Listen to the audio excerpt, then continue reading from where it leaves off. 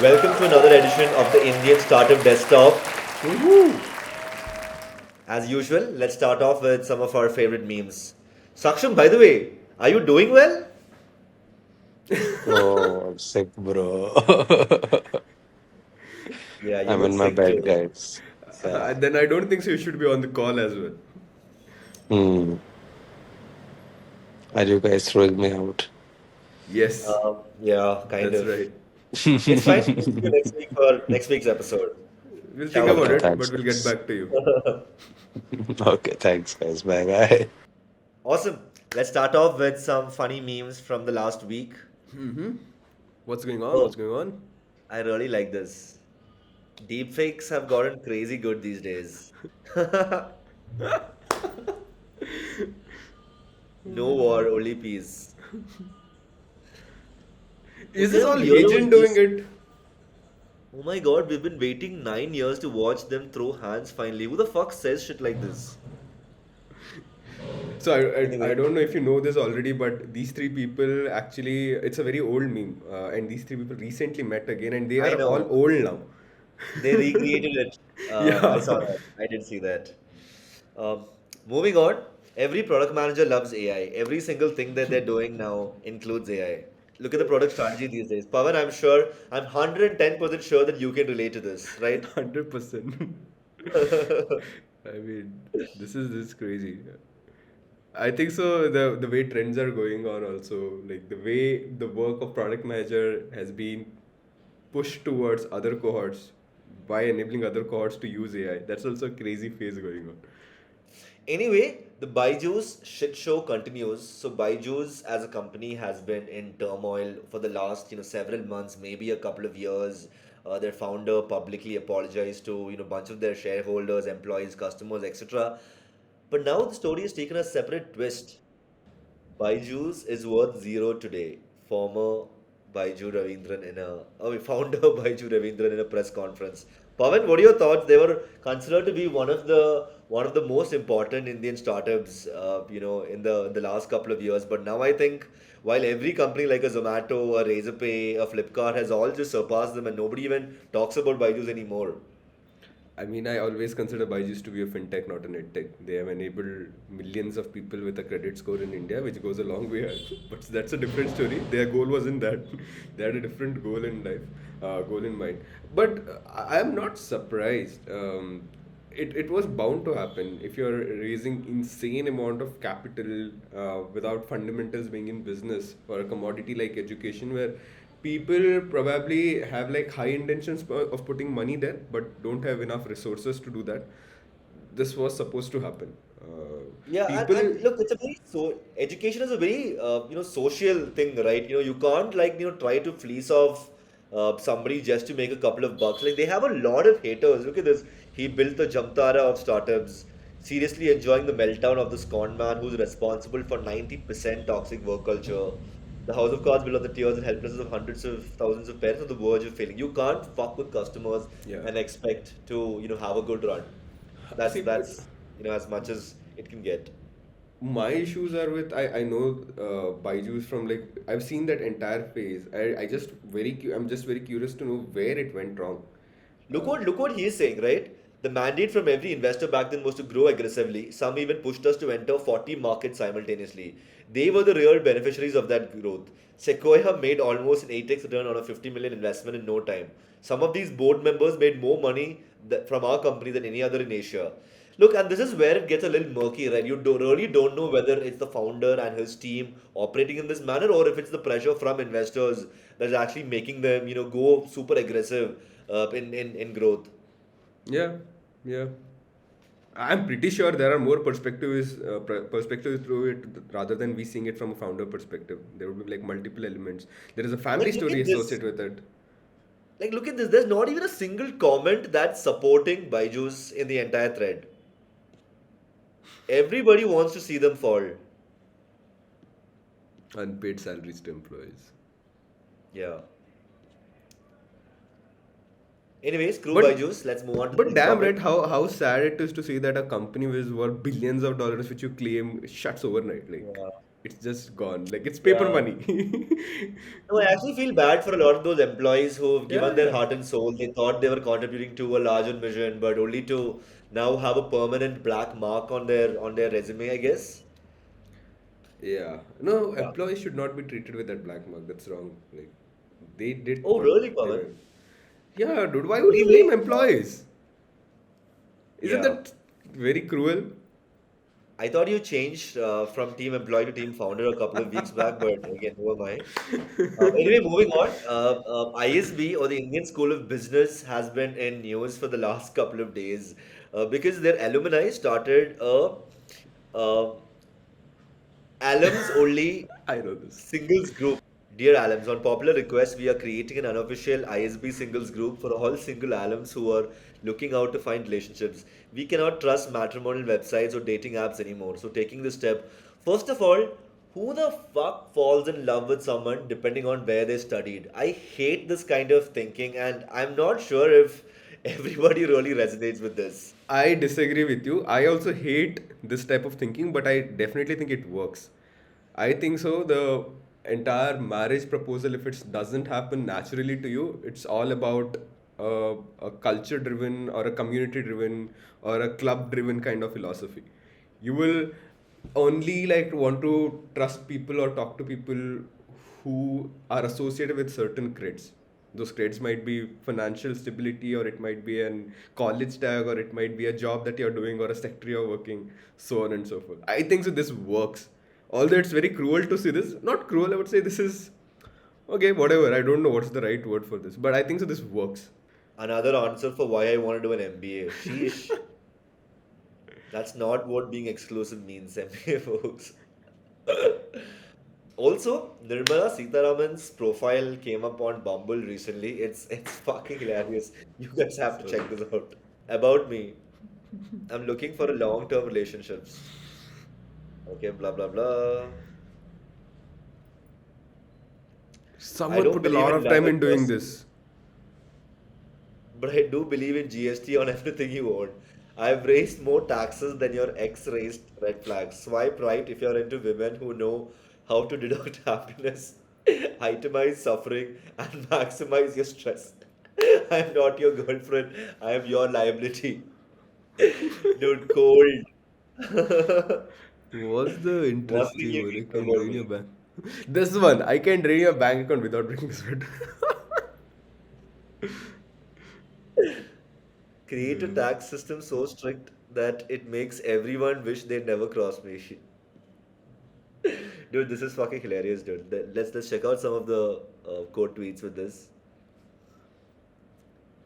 Fiscal Fiscal domination. domination.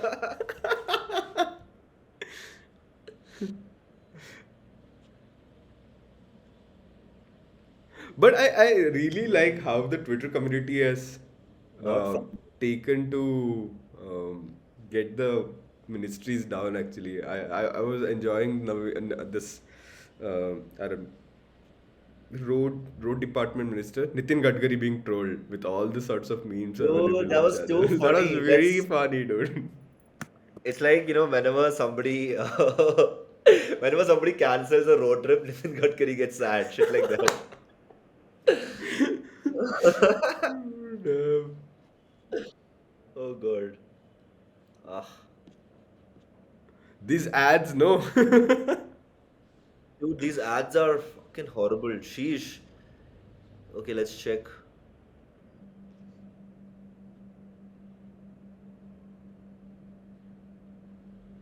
Oh, People should damn, dude. not troll Nitin Gadkari so much without me.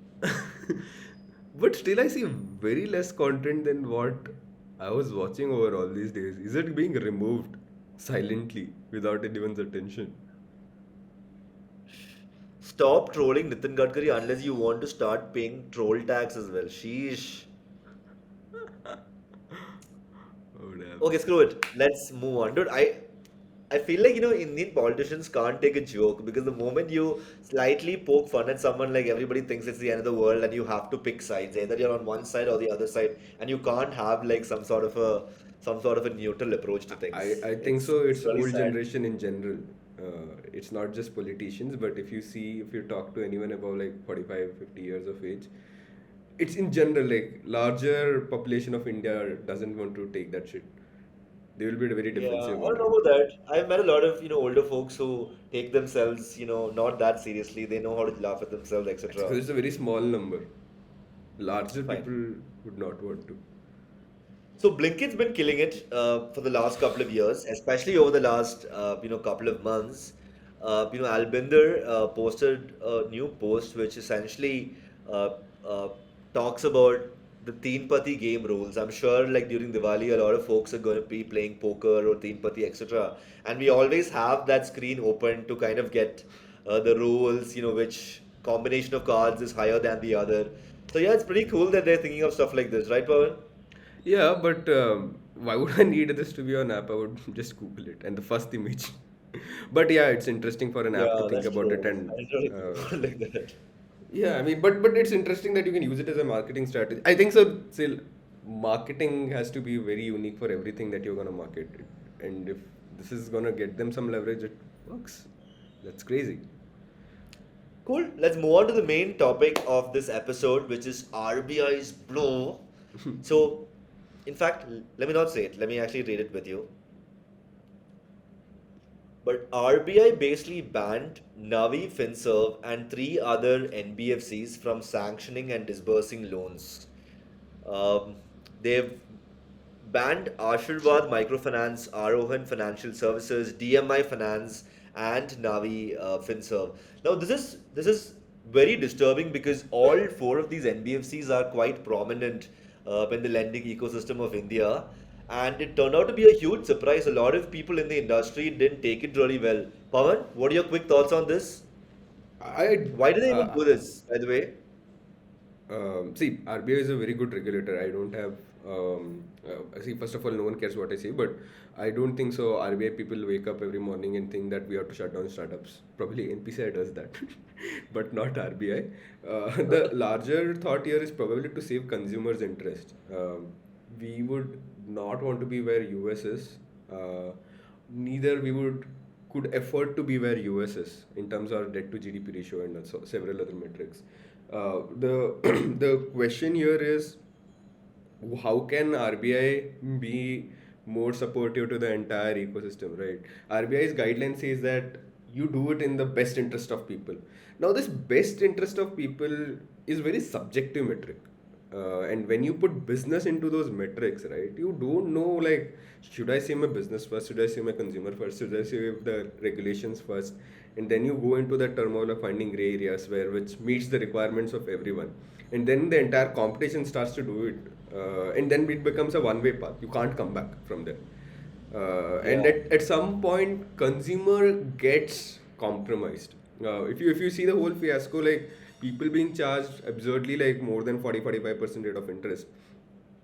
Actually, if you see, it does make sense because the local No, lenders it charge doesn't. 100%. Has RBI come out and told that no personal lender can give out loans more than 36% per annum? No, they haven't. If they've done that, I completely get what you're trying to say. But I don't know. I That's just no, no. feel like I this is a mean, little I'm short-sighted. with you. I agree with what you're saying. That's exactly what I feel also.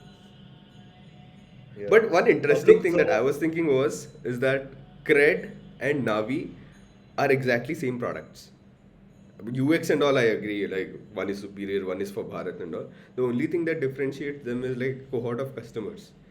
They uh, exactly do same things, lending, UPI payments, ancillary services. This also does the same thing, but it for a different look at class this of take, society. Pawan.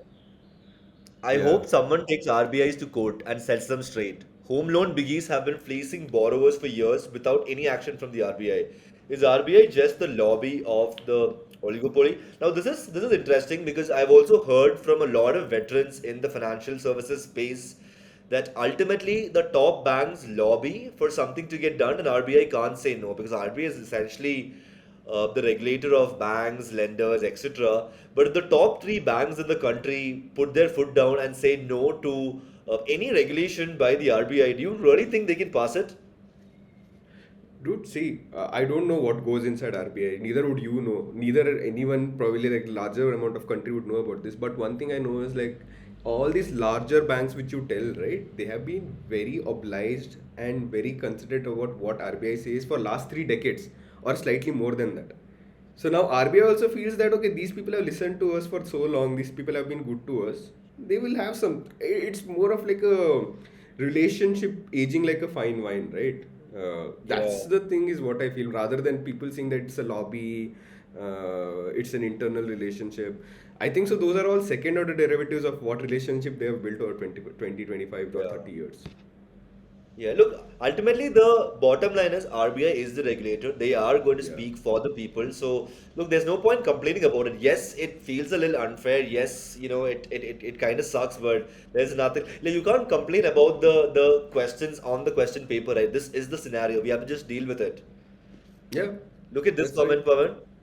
Our own friend Rohit's. So, with due respect, the issue is that this borderline predatory lending. I know this fucker gives out loans to his friends and charges them interest for it, dude. I don't know where the fuck this guy's only saying this. But he doesn't do it with the app, no? That's what he's saying. Yeah. But look, there's obviously two sides to everything. A lot of people came in huge support of the RBI. This is our friend Jayant Mundra's take. First up, as I mentioned, RBI barred not just NAVI but also three other NBFCs from issuing any loans. So Yeah. not exactly another attack on Indian fintech. NAVI and the other three players violated RBI's guidelines, charging high interest rates. This caused a problem, and it necessitates the regulator to step in and get things in order. Yeah, well, fair. But look, I think there are both sides of this, and uh, I don't know, maybe like a warning or some sort of a moratorium, with a defined time period would have made more sense. This just feels very abrupt. And both of us have a lot of friends working in these financial services companies, Yeah. and it's just a little chaotic for them today. Yeah, yeah. I mean, I think so. This entire week has been chaotic for them. But the larger thing to see is right at this point, India's credit penetration is at like some 14-15%, if I'm not wrong, or slightly more than that. And whereas like US stands at like 90%, 92%. Most of the countries are at a much higher number than India. And what these people were able to do is that, irrespective of whether charging exorbitant number of rate of interest, they used to be able to take that risk of a small ticket size sachet size loan and get the credit worthy people to at least on the side where they could get a better loan offer the next time. Credit enablement is only a big exercise, and I think so they were on those lines. And Uh, if you stop that, is an HDFC able to take that kind of a risk, or are they willing to take that kind of risk? That's also a good question to ask. Yeah. Look, as much as, great RBI is, and, obviously, look, they've been doing a lot of, super crazy things, for the financial services space. I also think it's fair if people criticize them and if there is like an open conversation where, people can actually, and this, look, and this does happen, right? I'm not saying it doesn't happen, but it feels like, people just take two sides and, it's either this or the other. There's no neutral ground, like in almost everything in life that people can take. Anyway, that's it from this episode of the Indian Startup Desktop. See you next week.